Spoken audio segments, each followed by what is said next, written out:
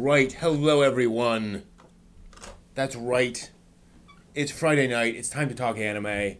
We are back in business. I'm doing my thing. Feeling better. Thanks, JJ. But I'm in the middle of a project. I am working hard this week.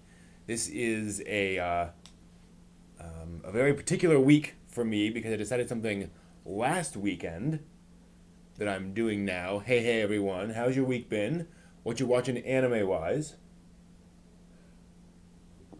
JJ's watching Mawaru Penguin Drum, which is a trip, definitely. I'm currently in the middle of a project to go through my anime queues. Q as in QUEUE, like list. So I have a big old stack of DVDs and Blu-rays that have been sitting up on my mantelpiece for quite a while. Stuff I bought at conventions over the years and have been just kind of sitting there.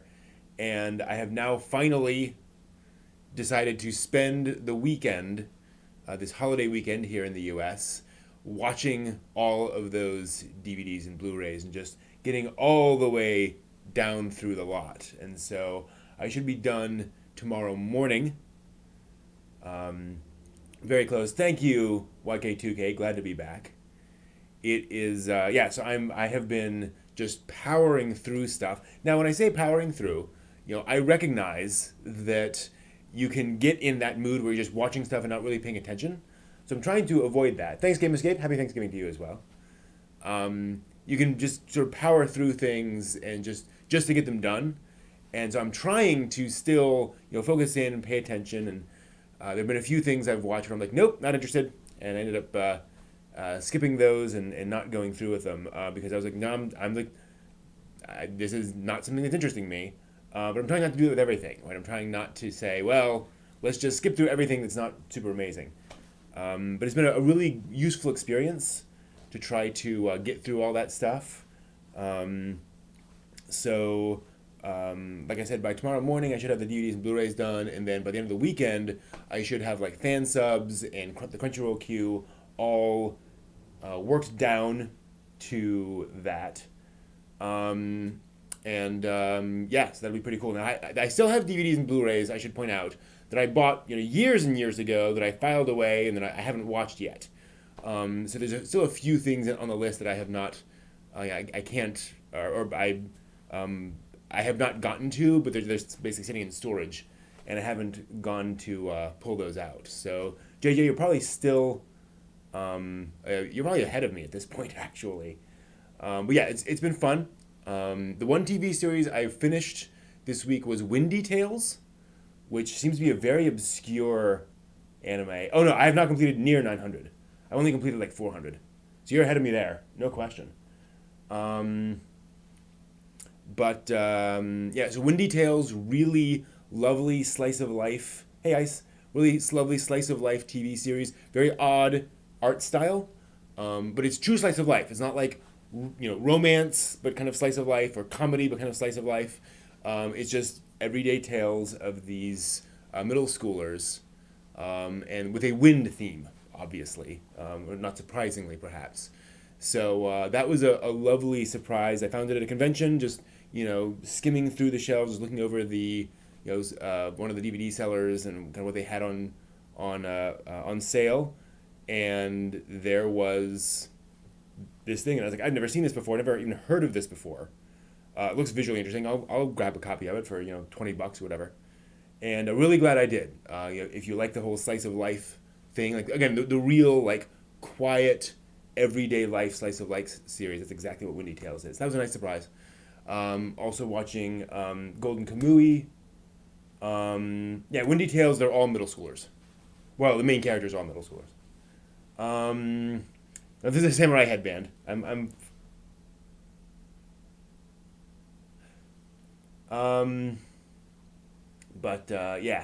So that's that was a lovely thing. Dagger of Kamui, amazing animation. Tells a huge epic tale. Just tons of stuff going on not Golden Kamui. Dagger of Kamui, different thing. 2-hour movie from 1985, I think, by Rintaro, legendary anime director. Windy Tales was made in 2003, I think, and it's set in that, it's modern, of 2003. So there is a fantastical element to it. So just be ready for that. There's some stuff that happens little fantastical, but there's no that's not a really strong part of the story. It's more about just everyday normal life, which is pretty cool. Yeah, so like that. What else have I been watching? I watched Shin Godzilla earlier today, the live action Godzilla movie from a couple of years ago, directed by Hideaki Anno, and that was a very satisfying movie. It's like that is the Godzilla movie that I want, right? Like that yes, that is a Godzilla movie. Thumbs up on that one. And some interesting sort of commentary on Japan and Japan-U.S. relations and other stuff going on. Nothing too heavy-handed on like the Japan-U.S. thing or whatever. The sort of criticisms of Japanese culture are pretty strong, but also some celebrations of it too. So it's not like Japan sucks or anything. But that is a very like effective Shin Godzilla movie or Godzilla movie. What else anime wise? I've tried a few movies that just didn't really work for me. Like I said, a few TV series. I tried Ping Pong, the animation, and I highly respect Masaki Yuasa, the director. And I understand his art style to be very distinctive, and it's fine. I can handle it in some ways, but it's just the animation style itself like doesn't really excite me much when I'm watching it in and of itself. And then the characters were all insufferable. I just despised all the characters. So I was just like, nope, this is not for me. That is kind of just sorry, nope, this is not. And it's a sports show, kind of the classic sports, plot line. I just nope, not there. See here. Gundam Wing Endless Waltz. There is an experience.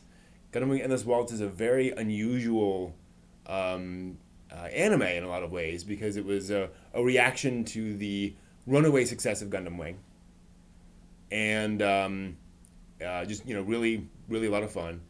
And then and it's kind of a movie for the fans. There's plot there too, but it also helps to kind of fill in some of the gaps from the TV series and some of the plot they did not manage to get to in the TV series, because all the writers left halfway through the show or partway through the show. So they kind of came back for Endless Waltz and filled in some of those storylines, and did some other stuff for the one of the manga as well. I actually watched Gundam Wing Endless Waltz at Otakon at its North American premiere, which was quite an experience because it was filled with rabid Gundam Wing fans and people screaming, "I love you, Katra," which was definitely memorable. I will not forget that and some of the moments there.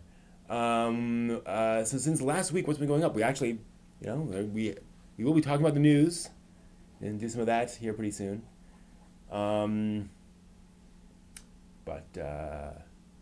Yeah, so that's been my life lately. Trying to think of any other. Actually, I have the spreadsheet here. I've been tracking what I've been watching.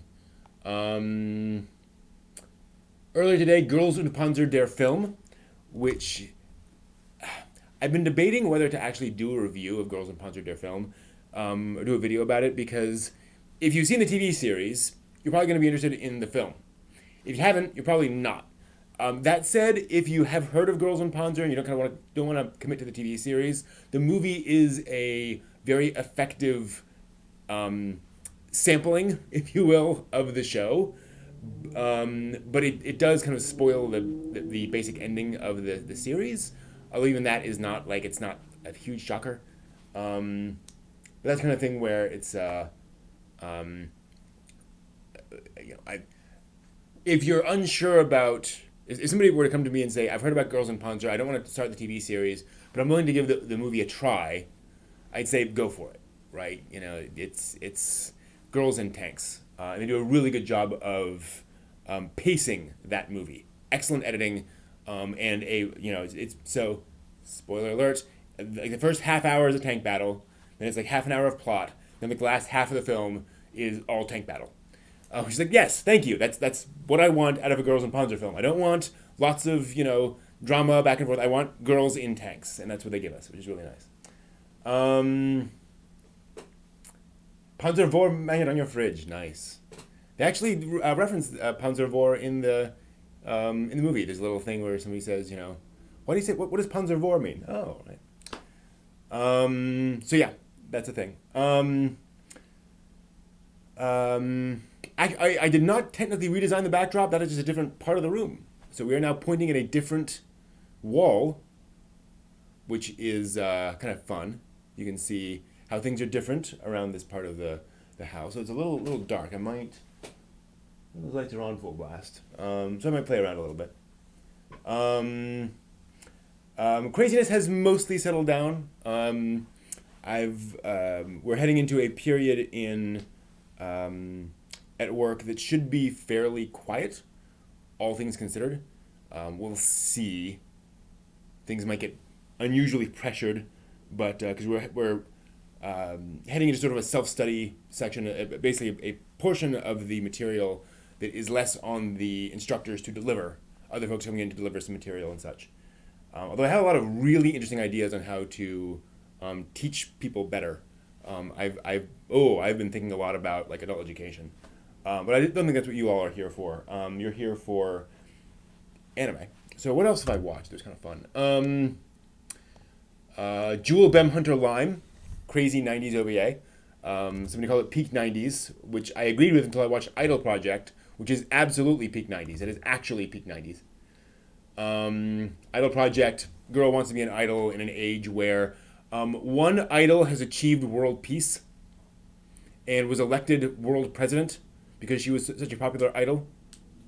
Yep. And the main character is a 14-year-old girl who wants to be a member of her idol group. Yeah, pretty goofy. And just a lot of fun and ridiculously high animation quality. I think that OVA has the highest animation budget I have ever seen in an anime OVA. And I know that is a very bold claim, but it is just Sakuga all the time. Just constantly. It's crazy. So that was fun. Like I said, Windy Tales. Rewatched El Hazard 2, which I did not realize I had watched El Hazard, but apparently I had. El Hazard 2, that is. Finally watched Gunbuster 2, the second Gunbuster, which is pretty cool. And the thing is, Gunbuster was a legendary OVA. Gunbuster 2 is a very different thing. It's sort of a sort of fan fiction in the Gunbuster universe, if you will. It's made by Gainax, basically all the folks who went off to form Studio Trigger. Just basically a Studio Trigger OVA, but set in the Gunbuster universe. And so it's a lot of fun, very goofy and ridiculous. What was the name of what, JJ? You have to be more specific than that, I'm afraid. So Gunbuster 2, again, fun, ridiculous, over the top, goofy, with some heart in there. Much like the original Gunbuster, but very different stylistically, very different in tone and approach. It's more trying to be a fun, ridiculous thing, right? Also known as Die Buster. Yeah, really fun watch. It's a hard thing when people are going to come into that expecting kind of, almost like a remake of the original Gunbuster or something that's really close to the original Gunbuster, and it's not that. It can't be that. It's so hard to go back and recapture something that was so beloved and was kind of lightning in a bottle. It just doesn't really happen.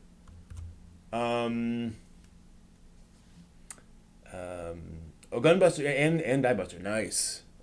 Together. What else? Watch some non-anime stuff too. Bounty Dog, obscure 90s OVA, sort of a cyberpunky OVA on the moon. Really interesting, very stylized visual presentation in terms of like everything's in like sepia tones. So everything is like washed out yellows and some greens. Very noir-esque. Not as in noir, the anime noir, as in the film style.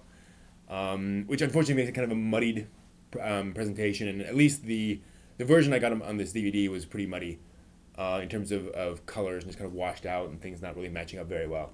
But kind of fun. The Idol Who Becomes World President, that anime is called Idol Project, IDOL Project. Again, very obscure anime from like 1995 ish, I think. And actually, the DVD I had was only the first two of four episodes. So I'll have to track down the other two episodes of Idol Project and see if it remains as goofy. And I think the other major thing, I watched the first four episodes of Jubei-chan the Ninja Girl, which was a pretty big deal back when it came out over in America. Fairly popular. It's by Akutaro Daiichi, who is the director of Kodocha and Fruits Basket, original Fruits Basket. So kind of a zany, over-the-top comedy kind of a guy. But what he does best is comedy that then switches over into drama, partway through. So comedic concepts, but then suddenly the relationships with the characters kind of get real. And he can just turn on a dime and make you feel really, really strongly for the characters. And unfortunately, Jubei-chan is just... the comedy, I think, is playing too much off of Japanese comedic tropes. I could tell it was presenting things I was supposed to be laughing at, but I didn't understand what the joke was, what why the pacing of it, why they were repeating this thing over and over, why that would be inherently funny, because it just wasn't comedy as I'm used to it. I'll put it that way. So I got four episodes in and I wasn't bored. I wasn't hating it, but I wasn't loving it either. Right? It was just kind of right in that sort of 6 out of 10, area. Not terrible, not really great for me. So it's like, okay, I got it. Really cool action sequences in there, but just swing and a miss in terms of the approach, right, and just the style didn't really work for me. Oh well, that is the way of it.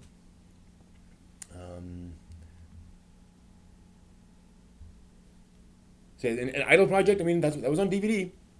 All these things were on DVD or Blu-ray, which is kind of nuts. And so much stuff. Hey, Matt, good to see you. So for Hobby Hopper, so for those who don't know, good question. Let me pull up the thing.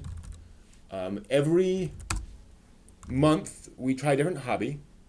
This month has been Japanese cooking. In fact, I made some miso soup today, which was very nice. So we've been trying different Japanese cooking recipes. If you haven't checked out my Workshop Wednesday from Wednesday, 2 days ago, that was epic. That was remarkable. That was the thing. That was, yeah. But we've been playing around with that, and then I pulled out a straw poll for next month. And right now, the winner is writing short stories by a wide margin. It looks like folks want to learn how to write stories in December. And I certainly have a bunch. I have most of a bookshelf worth of books on writing up there. So I will definitely have recommendations and ideas for that, both in terms of like books to read and also just like stuff I've gathered from that. So it looks like that will be our hobby for December, which I'm definitely looking forward to.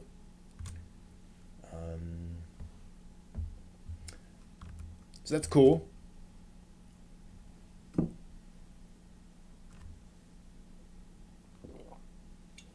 Oh, my water splashed on me. Yeah. But yeah, so, y'all hear that?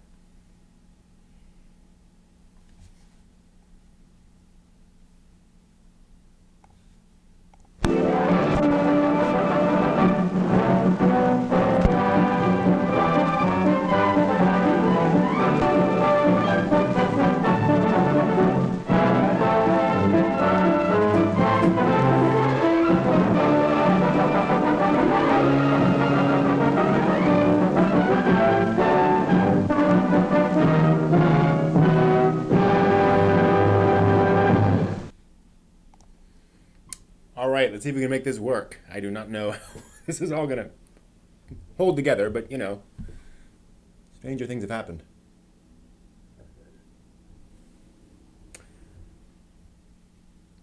And welcome back to the anime and manga news for the week ending November 29th, 2019. First off, it was announced on Sunday that Kyoto Animation's first studio building, the site of July's devastating fire, will be demolished.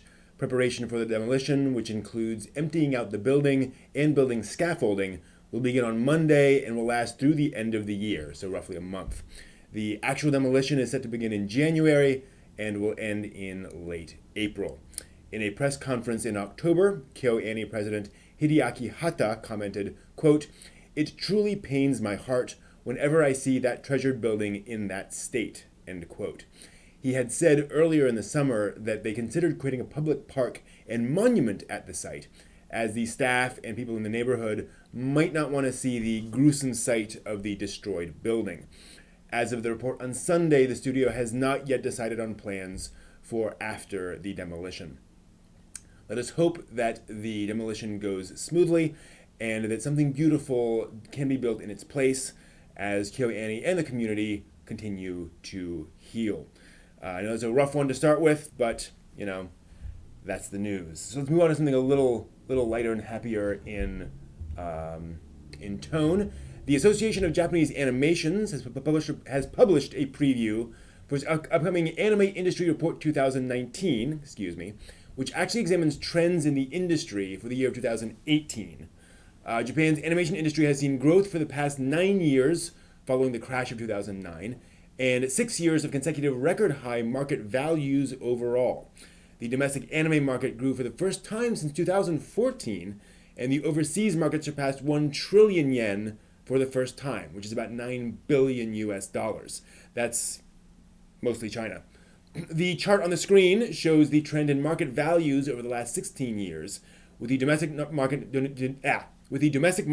denoted by the solid line at the top, and the overseas market by the dotted line on the bottom. The report also noted trends for fields within the industry. In 2018, live events and streaming both saw a significant increase. Live events grew by 23% and streaming by 10%, though it's still a small part of the overall pie. The home video market, on the other hand, decreased by 23%, making this the 5th year in a row with falling home video sales. The full 2018 industry report will be published by the association on December 9th. So keep an eye out for that. I'm actually going to be putting that up on a website for everyone to look at.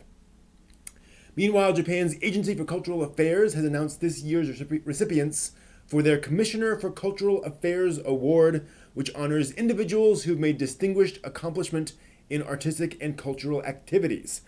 Among the recipients are Gundam creator Yoshiyuki Tomino, perhaps useful for the current anniversary of Gundam, manga artist Rumiko Takahashi, and Hidenori Murata, who founded the anime studio Aiken.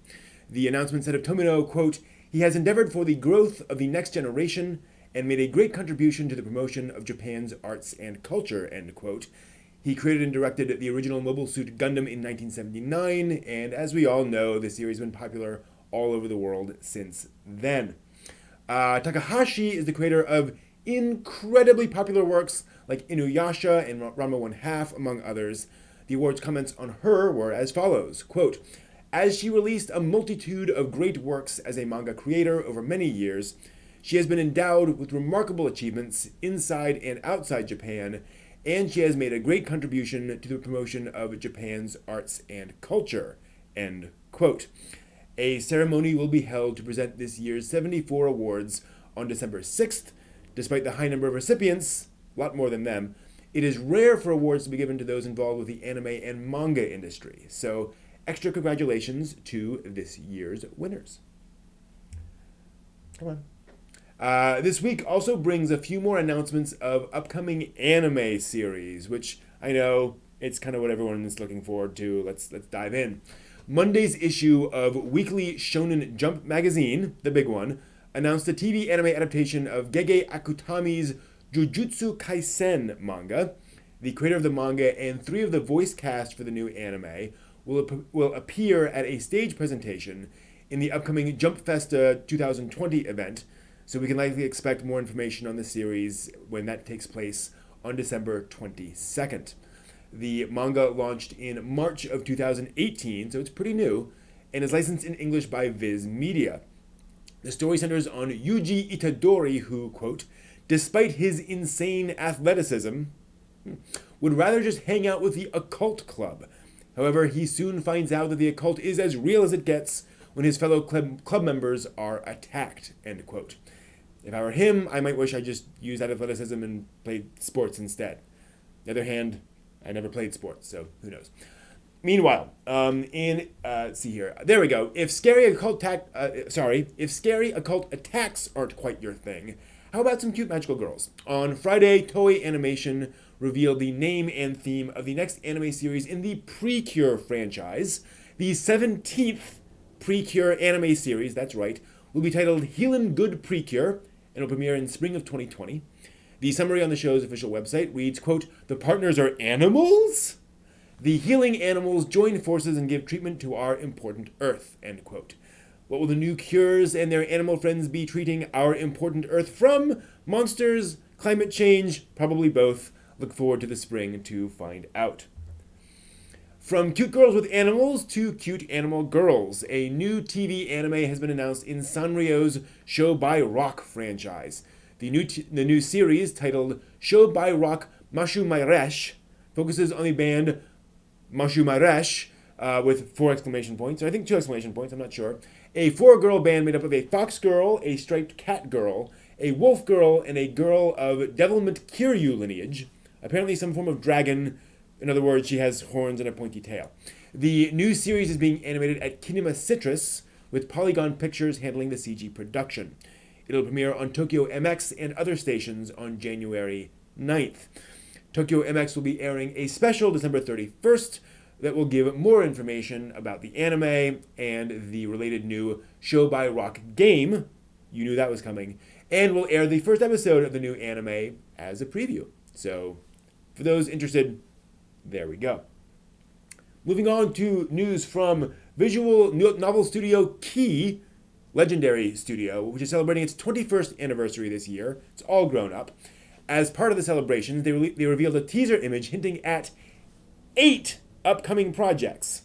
The one picture represents Heaven Burns Red, which was announced with its own website this week. This will be the first all-new game developed by Jun Maeda in 13 years, and is set to launch on iOS and Android sometime in 2020. Then the key image for Planetarian Snow Globe, a crowdfunding campaign launched today to fund a 25-minute anime OVA based on the short story Snow Globe, a prequel to the original Planetarian game. Planetarian previously inspired both a 5-episode net anime adaptation, an ONA, and an anime film. Then the upcoming anime adaptation of Kudwafter? I'm not sure. Kudwafter, maybe. A spin-off visual novel from Little Busters. The anime was successfully crowdfunded in 2017, but had its release delayed from September 2019 to September 2020 due to difficulties scheduling and some staff changes. I don't know. Finally, an image teases the visual novel new project, which I assume is a new visual novel project. What will the other 4 slots in the teaser be? I guess fans will have to continue the anniversary celebration while they wait to find out. 8 projects from Key. That's pretty nuts. The 2020 edition of the guidebook Kono light novel Ga Sugoi, or This Light Novel is Amazing, came out on Monday and included a list of the light novels that accumulated the most ranking points over the last 10 years. The exact formula for scoring points differs every year, but the rankings always include both results from an online poll and input from collaborators, which includes creators, influencers, and others related to the light novel industry. So, as you can read from the bottom, the light novel series that accumulated the most points for the last decade was, drumroll, not really unsurprisingly, Reki Kawahara's Sword Art Online. The Sword Art Online novels topped the ranking charts in 2012 and 2013, and made the top 10 every year from 2011 to 2019. After his win, Kawahara reflected on the changes in the light novel world of the last 10 years, and I quote, I believe that the 2010s is the era where light novels will leap from the internet to the page. SAO is unquestionably an online novel, but it was serialized on my personal website, and I myself debuted through winning a newcomer's prize, albeit for a different work. Thinking about it, SAO is representative of the transition period. Doubly so now that it's been selected for this ranking. I wonder what new trend will come upon the light novel world in the 2020s. End quote. Interesting question. Second ranked of the decade's light novels was A Certain Magical Index, with The Ryuo's Work Is Never Done and Is It Wrong to Try to Pick Up Girls in a Dungeon, ranked at third and fourth, respectively.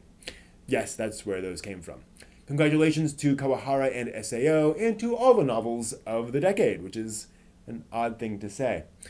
Let's see here. Moving on. Shueisha and X-Flag opened a new, quote, limited time free manga site, end quote, this week.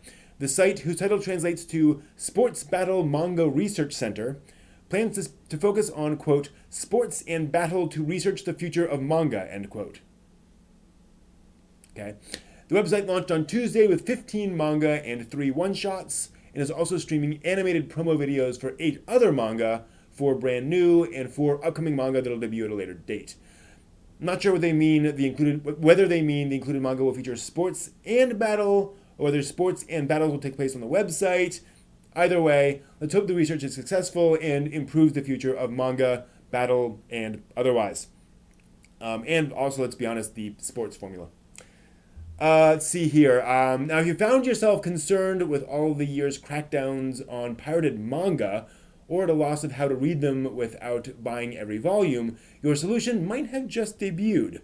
The Manga Planet manga subscription service launched last week and provides users unlimited access to their library of English translated manga for a fee of $6.99 per month.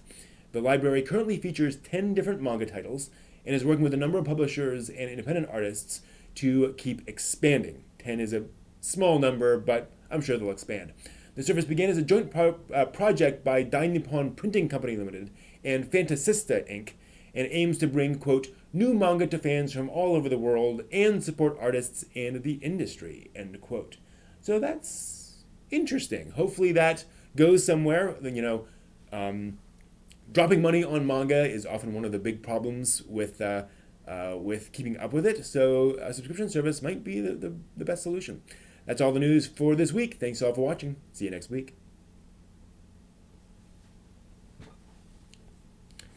And yes, Precure means pretty cure. Not sure why it's cure. I guess the magical girls are curing people. Healing the world of its evils. Right.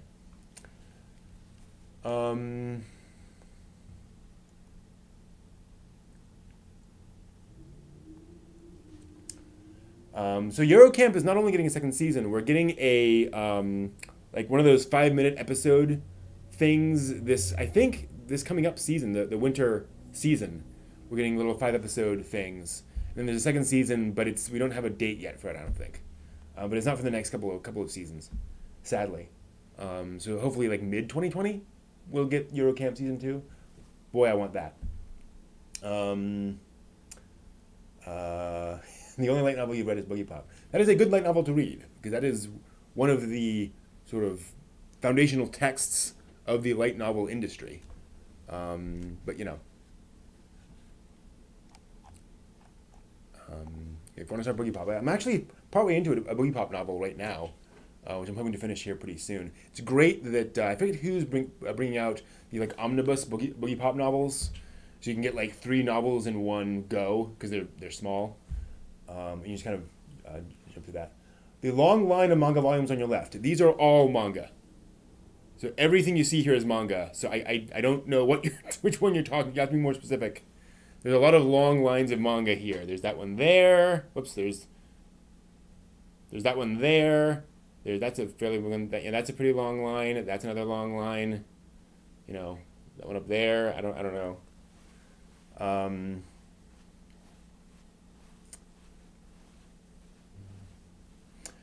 Yeah, I'm weaning myself off of physical manga for a couple of reasons. One is that I just don't have space for them anymore. I've just got so many, there's only so much I can do. But also because there's a lot of manga, and there's an increasing amount of manga, I should say, that is only available digitally. So, like, Someone Tetsuga's Phoenix is available. That's Rurouni Kenshin. That is all Rurouni Kenshin, all 22, um, 20, 28 volumes of Rurouni Kenshin. Um, yeah, that's the one shonen manga I have completed. I have all of them. So yeah, I'm trying to get used to digital manga just because it's like that's the reality now is we're seeing more and more of that digital stuff. So I've got to kind of got to get used to it. Um,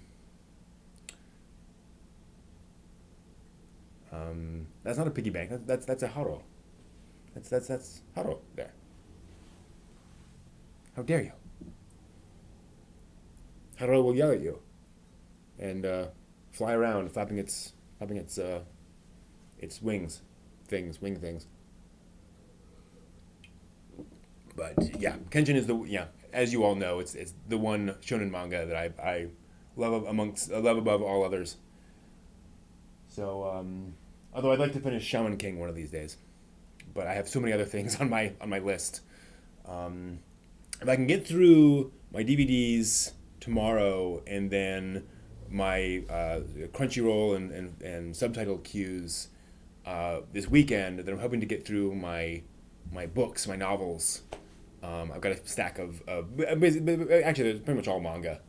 So hopefully I can get through that over the course of like the next week or so, and then I can start making progress on like again filling out these manga that I wanted to finish.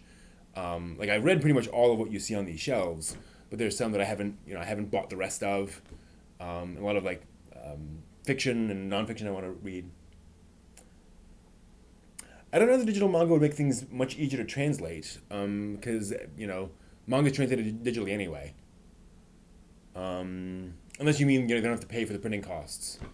Although printing costs are a fairly small percentage of the publishing cost these days anyway. Will I ever get rid of my hard copy manga collection? I'm getting closer, Fisher. And hey, by the way, I'm thinking about possibly doing that. At some point in my life. This is the one thing that I have been hesitant to get rid of. Partly because manga does get published and then disappear. So, I cannot get new copies of a lot of this stuff if I wanted to, right? Uh, Phoenix is a good example, or Buddha. So you can see Buddha right there, all 8 volumes. Those go for, actually I don't know these days, but like Phoenix, which is another Tezuka series, those will go for 80, $100 a volume these days. They're just gone. It's why I had to watch them, to read them digitally, right? But honestly, I would love to live a more minimalist life where, if I have to move, I don't have to pack up all this stuff and move. I can be much more mobile if I didn't have all of these things. So yeah, I don't know. I do not know. People over question their lists. Would it still be a hobby or more like a task? I absolutely think that happens. That actually happens to me a lot. The reason I'm powering through all my discs and my queues is because I feel that way. Whenever I'm watching something that's not on my Crunchyroll queue or whatever, I always feel like somewhere in the back of my mind I feel guilty for not watching something on that queue. Right? It's like I should be finishing that out. So I think there is absolutely an aspect of that. And I think it's one of the reasons why people get kind of burned out on anime is because they feel overwhelmed by all the stuff they want to watch, as opposed to just saying, let's just watch whatever we want to watch. So, in fact, I went back and cleared out a bunch of stuff on my queue, a bunch of old anime on my queue, where I was like, yes, I would like to watch that someday, but I don't need it on my queue to be able to find it again, right? I don't need to track that. I can just go on Crunchyroll and say, hey, what do I want to watch right now, and just scroll through the various lists It's not like Crunchyroll has tens of thousands of items on it. I can kind of go through, alphabetically, frankly, and find a lot of stuff I'd want to watch. Um, so yeah, that's the nice thing about Phoenix is it's all available digitally, and 12, $15 a volume, something like that for the digital, and that's the only way I can finish Phoenix. So you just kind of got to live with the fact that there's that bifurcation, and let's be honest, it's probably going to be the trend of the industry. This stuff will be digital first, with a possible physical release, as opposed to physical with a possible digital, because it just doesn't. It makes a lot more sense to say yes, it will come out digitally, boom, and there we go. And right now, like I trust that I'm trusting the Kindle store to still be here, in a few years, like of all of the format wars. And I know the whole argument that, well, you don't really own it. I agree. That is true. But of all of the options, I think the Kindle store is most likely to last the longest. So I'm willing to put money that way, and then recognize that they may disappear someday in the future, but then I could have a fire, right? Um, yeah, that's the thing I'm trying to avoid, JJ. Is there's a point where it becomes a job, and I felt like that in the past, and it feels bad, man. So I've got to, you got to live in the moment. Got to flow like water, my friends. Um, Not that you'll never have a queue again, or not that not that you should never have a queue, but when it grows beyond a few items, then it's like, well, how long is it going to take you to actually get to that last item on the list, right? You gotta find that right spot for it. But I'd love to get to a point where I'm just I have a book, one anime series I'm going through, whatever, and I'm just kind of going there. Absolutely, I think it can ruin the idea of having a hobby to think of it more as a job. It happens to YouTubers all the time, right? They get successful on YouTube and something they have to feed the beast of YouTube, and then they burn out after 6 months, a year, and that is a real factor, a real problem. When initially it was just, oh, it's fun making videos. It stops being fun when you have to do it, right? Um,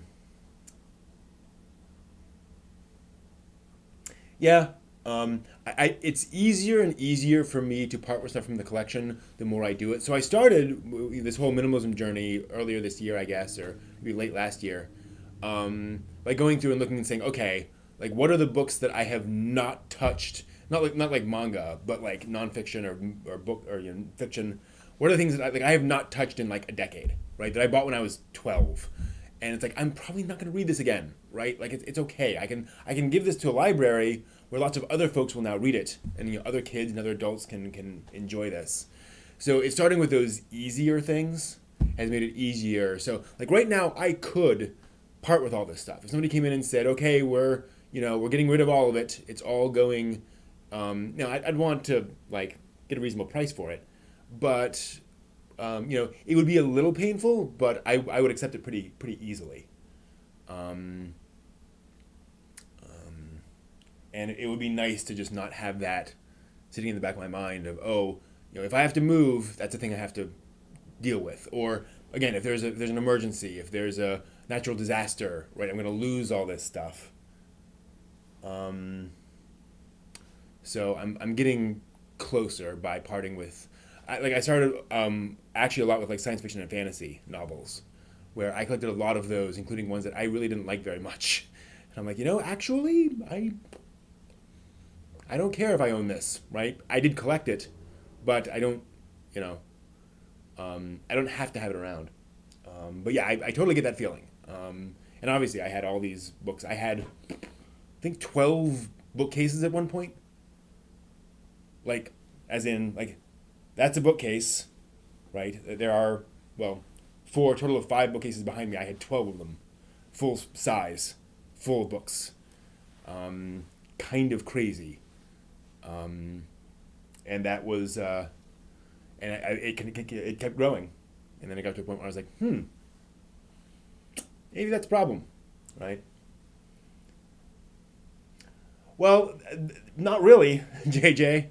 Homeowners insurance, they can't cover loss if you can't get them again, right? I literally cannot physically like get copies of some of this manga anymore. They're not for sale. Um, and I would have to like track them down, right?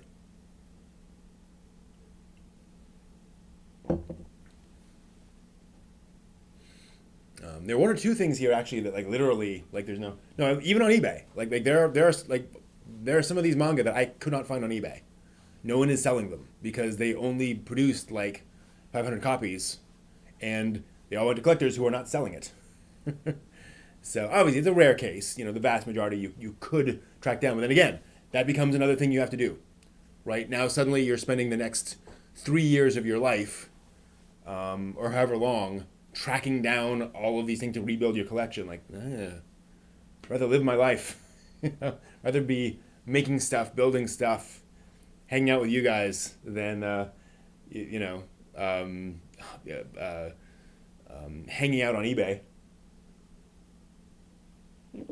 Um, but yeah, I'd rather use eBay to find stuff I haven't read, right? Yeah, monetary loss. But, nah. Also, I don't really believe in insurance. Um, I'm not. Insurance is a whole other thing. Insurance is a whole belief system that that can be argued in various ways. But it's interesting, actually, that the whole idea of collection is one of the things that actually keeps the anime industry going. Where the anime industry very much relies on people to be buying physical copies of things and to be collecting a lot of things, or getting model kits or what have you, where that's not that is one way of expressing your fandom, but it's a very expensive way, and it's one of the things that I know does worry some industry insiders now and again, where they're like, if some of these like minimalism trends catch on, or if fans just kind of like, I don't really need to build collections, and they consume it, enjoy it, but they don't, they don't buy the special editions, they don't buy the expensive figurines, whatever. That could really have an impact on the industry. And I'm not saying that people should thus buy things, right? I'm not advocating for commercialism or consumerism. But it is interesting how much this industry relies on not just people buying keychains and cell phone cases, but on like pretty expensive stuff that keeps the industry going. Um, so yeah, it's funny how collection oriented fandom is. Um, and the reason I'm not against insurance, but just FYI, I'm not going to turn this into a long discussion because I know it's boring to most of you. I knew a guy who was a pastor at a church, and he said, our church didn't offer insurance. That just wasn't a thing. There were only a handful of people there, so we just made sure to save up enough money to handle standard health things, health expenses, and to have enough for like a surgery, whatever. Just basically, we made sure we had savings, and we kept enough savings to handle that, which is basically your own insurance, right? It's your own version of insurance, um, um, and a lot of places try to sell you on insurance, and you have to wonder why they're doing that. Not to get into conspiracy theory territory, but insurance companies have employ a lot of employees and have a lot of buildings, all sorts of places, which means they're making a lot of money, which means they're not paying out insurance all the time. So, again, insurance makes sense for some things. I'm not saying never have insurance, but people who are like, I have to make sure everything's insured all the time. It's like, well, or you could have some money set aside in case something happens to some of these things, the less likely things, as opposed to buying insurance on your VCR. Well, that's an old reference. On your PlayStation, it's like, or just have some cash to replace that at some point if you need to. That's just kind of my view on that stuff. But again, whatever. Um, but yeah, exactly, JJ. Millennials are increasingly embracing minimalism. Not that it's a huge trend, percentage wise, but I think that is a trend, and so we might see the industry shifting away. And of course, they're also embracing like crowdfunding, so we might see a little more in that direction. Although we certainly haven't seen crowdfunding take the market by storm yet. There was that brief surge in crowdfunding a couple of years ago, back around like 2013, 2014. But it seemed to have kind of died down because it didn't really have much success. When I was running the numbers, I think about half of anime crowdfunding actually like met its goal, and then of those, a fair number never actually produced anything. Not through fraud, but just it didn't quite come together, or it took years for the anime to come out, and it was much less than what people expected. So it's hard. Um, yeah, and the Godzilla insurance, that's absolutely necessary. You cannot do it without Godzilla insurance. You never know. Um, but yeah, so that's the thing. Um, I mean, it'd be fascinating to see how the industry might react to that. And it's like in any other industry, right? Things change. You have to change your monetary system.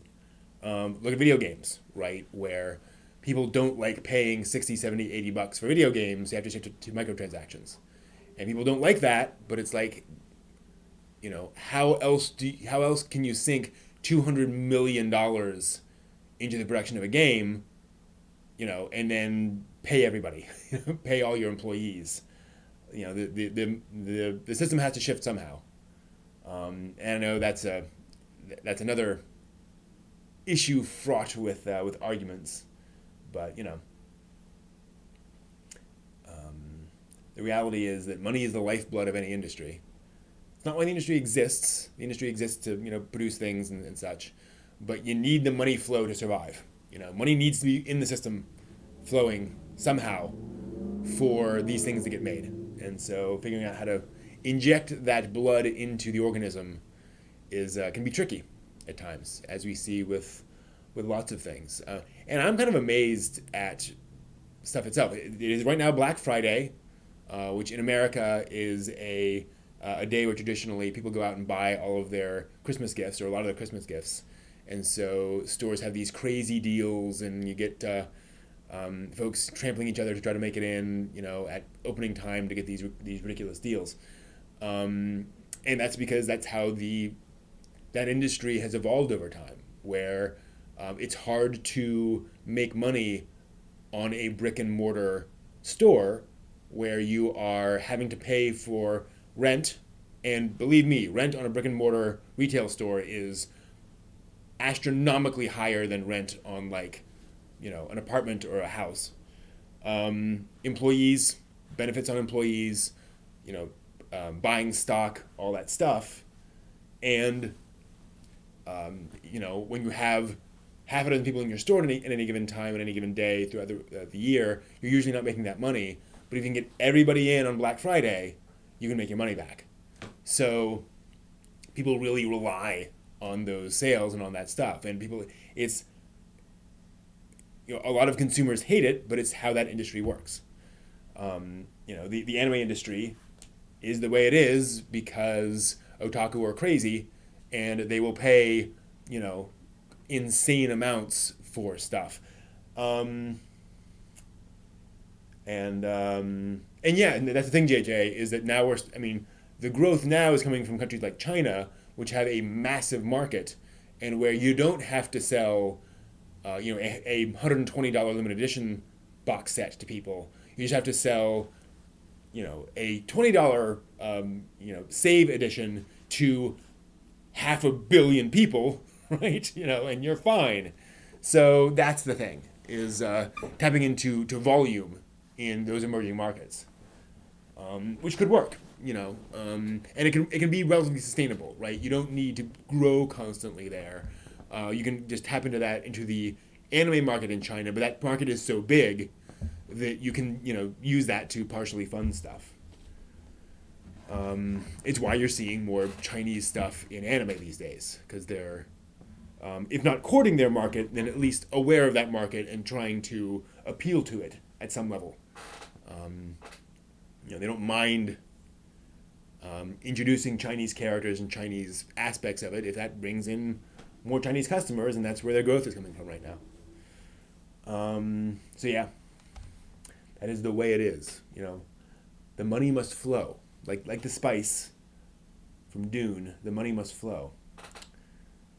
So waiting on that life-size Valkyrie. Yeah, me too. Well, we can go in on the was it Sakigahara's Heavy Industries mecha, where if you pay what is it, $1 million, they'll make a mecha for you, one of their little walkers. I mean, little walkers. It's like, 1.5 stories tall or something, but they'll build one for you. I think we should all crowdfund one of those. We should all get together and throw some money in a hat and buy one of those. Yeah, Chinese anime is getting better.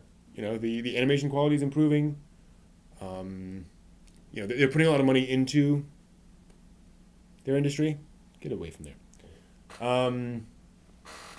And the quality of skill is certainly there as well. So that could be a thing. It's one of the interesting variables in there where it's like, yes, there is a market for Japanese anime, but also the country might sort of shift towards domestic production, internal Chinese production of animation, and folks will support that as opposed to Japanese anime.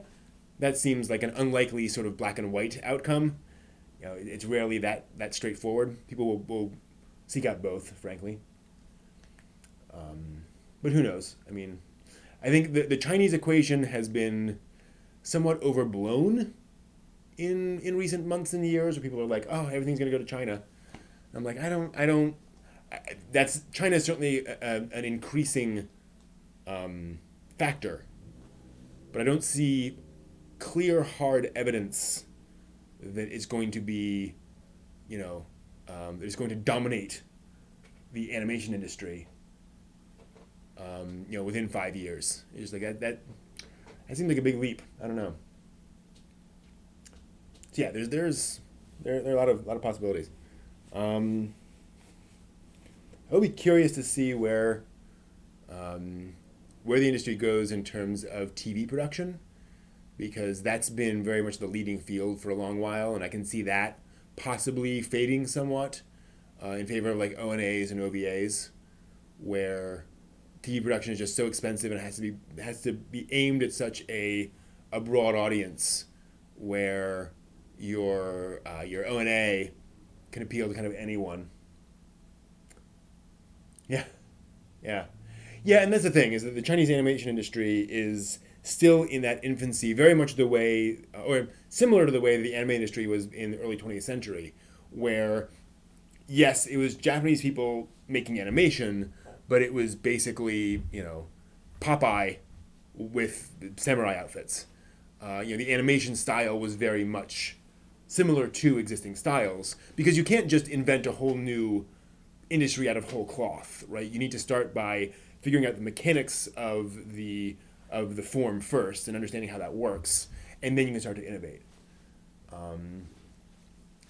So it'll happen.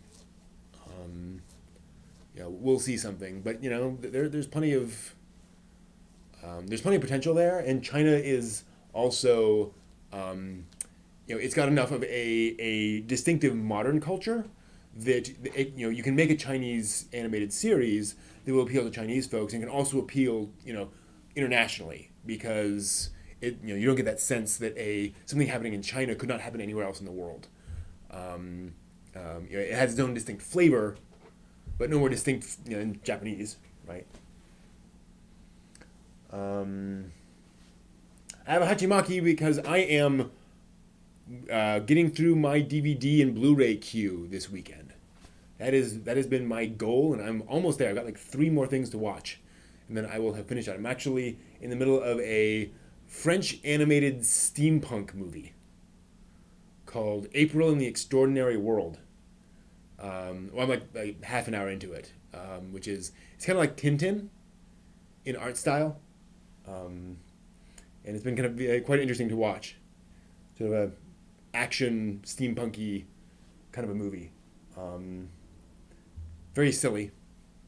We'll see if there's I can sense possibly a dramatic plot twist coming up in the next 10 minutes or 15 minutes in the movie. Who knows? Do you think anime would ever move from TV to online streaming only? Probably not only, right? It's rare for any industry to completely, move away from one medium entirely.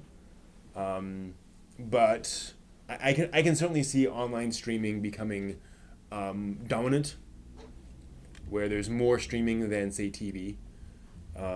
The real thing limiting that is the fact that TV is how it's always been done, and the anime industry fundamentally changes pretty slowly. It took 15, 20 years for computers to take their place in the anime industry. Right? It wasn't until the early 2000s that we saw consistent, computer usage in the production pipeline at anime studios. So, the likelihood that these giant companies and that Katakawa is going to shift towards, online streaming in the next year or two is fairly low. Things tend to continue on the way they have. I don't know if I mentioned this before. I was actually reading an article about this. There's basically an argument from some academics saying that really anime hasn't changed that much, like in decades. It's still basically a manga publisher and an anime studio and like a record company and an ad agency all getting together to finance an anime TV series that's based on a manga. The same way it was in 1974 for Mazinger Z. Is basically the same way they do it now. Some of the tools have changed, but the fundamental model is pretty much exactly the same, which is kind of odd and true when you think about it. Obviously, it's not that. Again, there are tweaks, but still, it's a pretty conservative industry in that sense. Subscription channels like Anime Network, Crunchyroll, etc., not just regular broadcast TV, maybe, but that's worrying. Because I don't want to see the streaming wars in the anime. We're already seeing it, Crunchyroll versus Funimation, where it's like this is versus Hulu. Like, there's now a lot of stuff that I have to buy. Found it hilarious that Hulu did that whole Disney Plus subscription thing, and now it's like $80 a month or something for all those services. It's like, what? No. So I don't know. I don't honestly, Jay. I hear what you're saying, but I don't see them moving towards downloadable titles because with a console, yes, you can download a game, but you can only play it on that console, right? You can't easily copy that file to a PC and then upload it. People do, but downloadable anime generally means you now have an MP4 file or equivalent, which now you can play things without throwing in weird DRM, and DRM has been shown to be something the industry can do, but has been fraught with peril. So downloading is a little trickier, I think, for anime than it is for video games. Could go there, but a little harder to pull off. I like the subscription model in the sense that it's an inexpensive way for folks to watch a large variety of anime. The downside is just the rights management, right? The fact that something will go on Crunchyroll for a few years and then go off of it. Same thing with any subscription service, right? Things don't last there forever. So I think the way it would have to work would be if say the four major publishers all got together and agreed on one platform, and they're all going to support that one platform, and it becomes a subsidiary of a some media holdings group between the major publishers, and then it could host all of them forever, right? And then Bondi's catalog could go on that service forever. But again, that seems unlikely, right? Hard to say. Hard to say. It's weird. Yeah. Viruses love to ride on video downloads. But yeah, obviously the ideal would be a combination subscription and pick and choose model where I can go kind of like Amazon actually. I would love to be able to say I will either pay, $6 a month for a subscription to the entire catalog, or I can go in and I can buy episodes at $2 an episode, and they download as a video file on my computer, so I have long-term storage of those, like MP3s with Amazon Music. That would be cool. Yeah, cloud storage could actually do it, Jay. That's a really good point. If they could make a service where you buy things, but you're essentially buying a token on the cloud, so that you're not buying a necessarily like a digitally downloaded copy, but you're buying access to that thing that is sitting on the cloud, and it kind of sits there forever, and whenever you want it, you just, connect and stream that thing. That could work, potentially.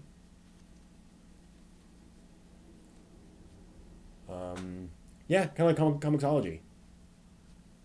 Access through the app.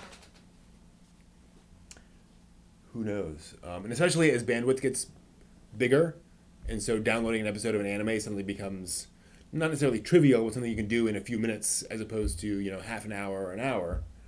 Becomes a lot easier. Right, exactly, Matt. We now have the problem that like Disney is trying to cut out the middleman, but now it's just them, and you have to go to them for all their content.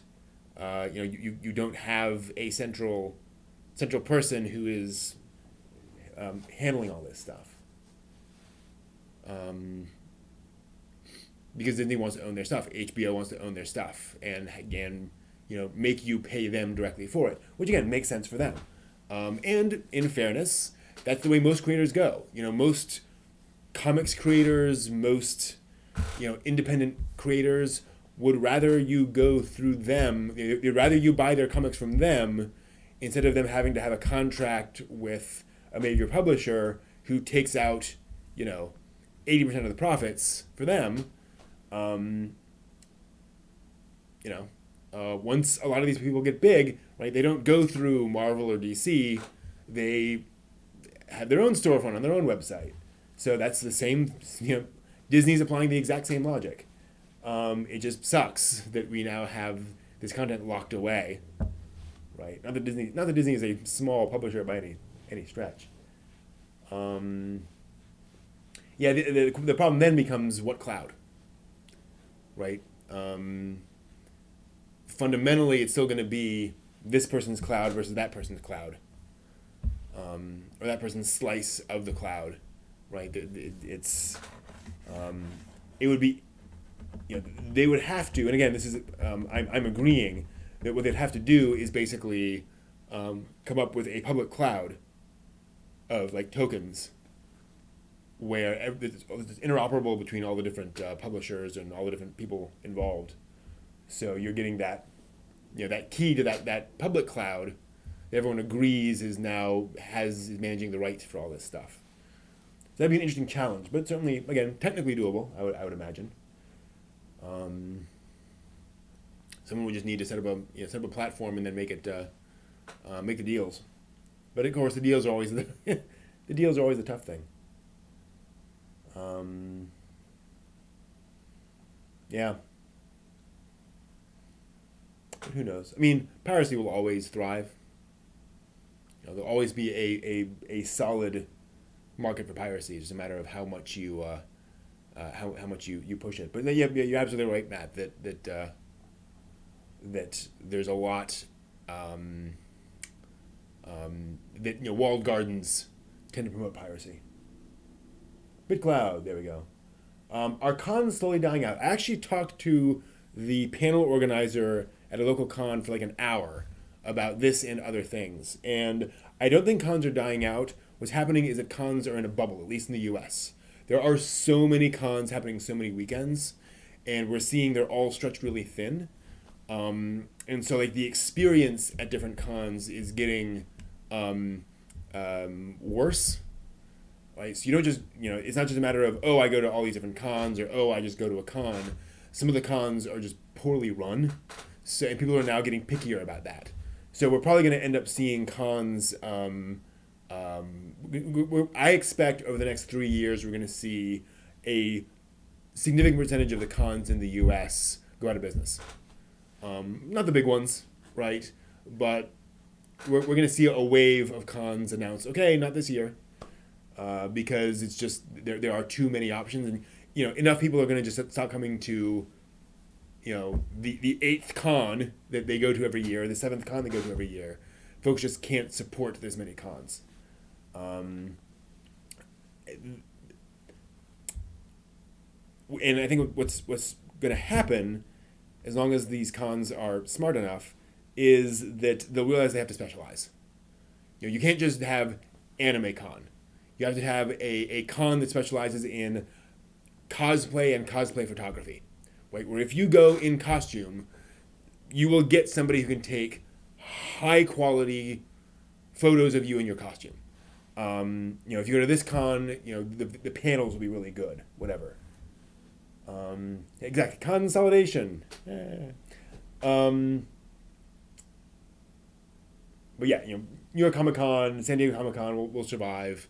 Some of the bigger sci-fi cons, because they have deals with some of the talent to come, so they can always draw the crowds.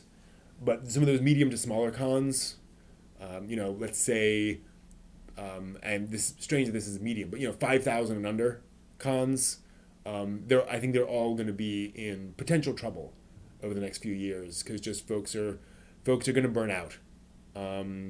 And there are just fewer and fewer reasons to go to cons, to go to one con rather than another con, right? People love going to cons for a variety of reasons, but if your con is a place where there are, there's a dealer's room and an artist alley, and some folks in costume, and there's a costume contest, and there are a handful of panels by some, local cosplayers, and that's it. It's like, well, I can get that at any con. So some folks are going to be hit by that when they realize, oh, we just do the exact same thing as everyone else, and we're all actually competition now. So.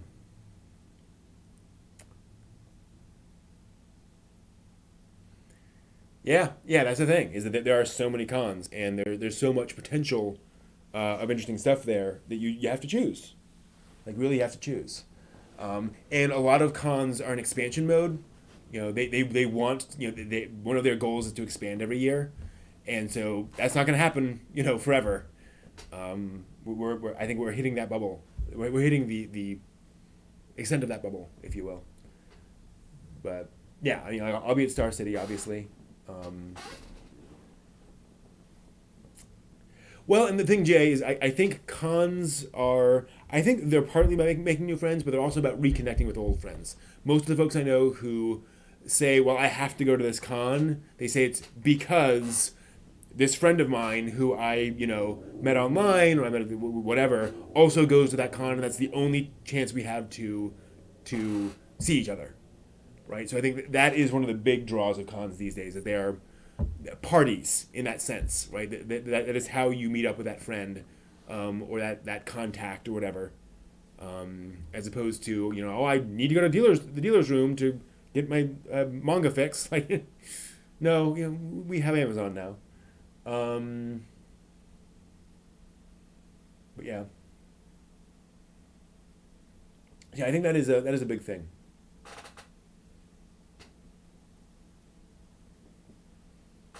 So, yeah. I don't know. I love cons. Well, I love a lot of aspects of cons. There's definitely been cons I've gone to where I'm like, well, that was a waste of a weekend. But I find cons, really fun in a lot of ways. So I'd like to see them continue. They're just, um, I don't know. I had a thought there, but it's disappearing. It's going away. Yeah.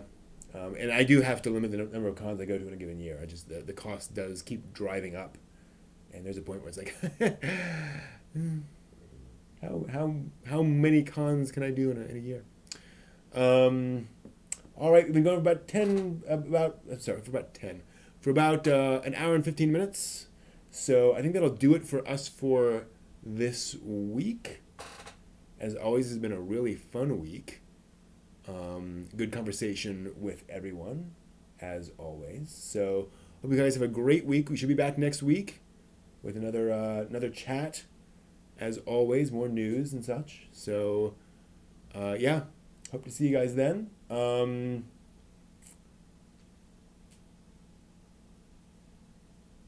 Interesting. Anyway, yeah, thank you all. It's been a great time. Hope to see you all soon, and maybe I'll see you all at the next con I go to. Who knows? Have a great week, guys. See you next week. Till then, watch more anime.